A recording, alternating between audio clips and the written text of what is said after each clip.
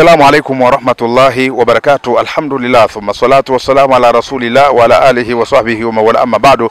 Wapenzi watazamaji wa Babu Salamu Online TV, bil mashakil tuko hadhi mara nyingine tena hapa ni Kilimani hapa kata Kilimani, wilaya Kondoa, tukiwa tumemaliza mashindano ya Qur'ani ya tajwidi, nikiwa hapa na mgeni rasmi fadhilatu Sheikh Al-Habibi Sheikh Bashir hapa aweze walau kutuelezea mambo mawili matatu hasa kuhusiana na Qur'ani. Al-Habibi, ndugu yangu, Sheikh wangu, wapenzi watazamaji watahitaji kupata faida kutoka kwako kuhusiana na mwezi huu wa Ramadhani, na hasa tukiwa katika tukio hili la mashindano ya Qur'ani. Naam, assalamu alaikum wa rahmatullahi ta'ala wa barakatuh. Ndugu zangu Waislamu, ama swala la fadhila za mwezi mtukufu wa Ramadhani ni mwezi ambao umekuja rasmi kwa umma wa Mtume Muhammad sallallahu alaihi wasallam. Ndani ya Ramadhani yanapatikana mambo mengi. Kwanza unapatikana ucha Mungu kwa kupitia ibada ya saumu. Tunafahamu kwamba saumu ni ibada nzito, hasa pale mtu anapokuwa ameshinda na njaa kutwa nzima, basi tunaambiwa kwamba viungo vikishiba basi tumbo linakuwa na njaa. Tumbo nalo likishakuwa na njaa, viungo vinashiba. Kwa hiyo utulivu unapatikana kwa mtu yeyote mwenye kufunga. Na ama kama ni Qur'ani ndio mwongozo wa mwanadamu. Qur'ani ni mwongozo wa mwanadamu, sisemi ni mwongozo wa Muislamu, mwongozo wa mwanadamu. Bila Qur'ani basi mtu maisha yake hayana dira. Na Qur'ani kwetu ni rehma. Na Mtume sallallahu alayhi wasallam ametuambia kwamba sisi umma wa Mtume Muhammad sallallahu alayhi wasallam tumepewa nuru mbili. Nuru ya kwanza ni Qur'ani na nuru ya pili ni saumu. Kwa hiyo mfungaji anapata nuru, na pia vile akisoma Qur'ani anapata nuru. Na nuru hizi zitamnufaisha sehemu mbili.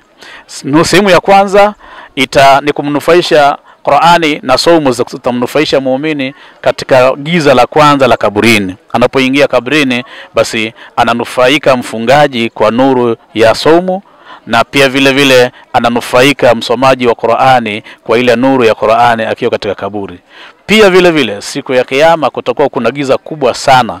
Inasemekana lile giza la siku ya kiyama uzito wake, hata lao mtu anapeleka mkono wake kinywani atakosea, atapeleka sikioni au usoni kwa sababu ya ule uzito wa giza.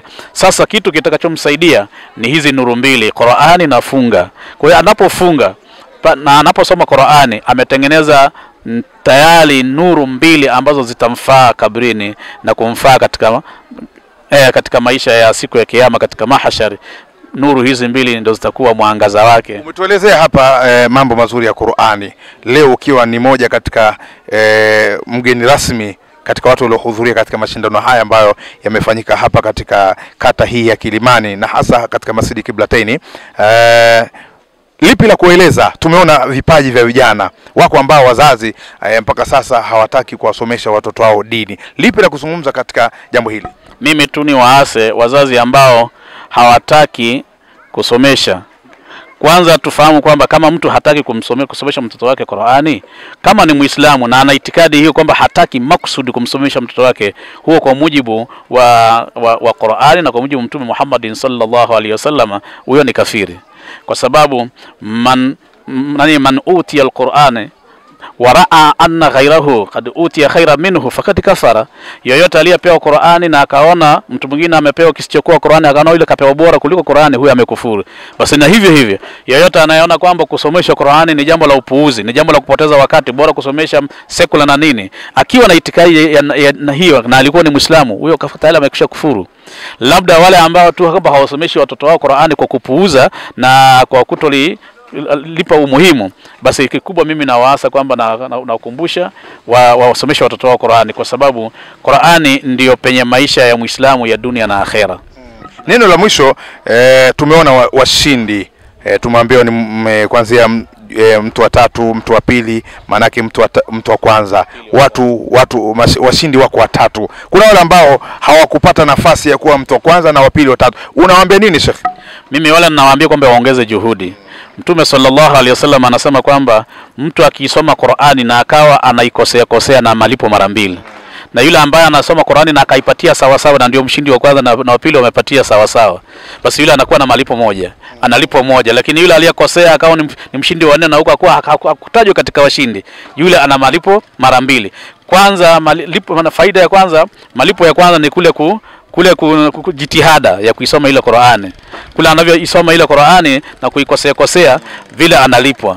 Alafu sehemu ya pili ni ile juhudi ambayo anafanya kutafuta nafasi ya kwenda kuisoma Qur'ani iwe sawa sawa kama inavyosomwa na wale wengine, analipwa tena mara ya pili. Kwa yule anayesoma kwa kuikosea anapata thawabu mara mbili kuliko yule ambaye anaijua Qur'ani na anaisoma ilivyo, yule anapata moja. Wapenzi watazamaji wa Babu Salam Online TV, haya ni maneno mazuri kutoka kwa fadhila Sheikh hapa, Sheikh Bashir, ambaye ameeleza mambo muhimu ambayo mimi na yeye tunataka sana tuige, mambo mazuri sana. Ulikuwa nami ndugu yako Ustadh Ramadhani bin Chuma bin Hussein wa Babu Salam Online TV. Wassalamu alaikum wa rahmatullahi wa barakatuh.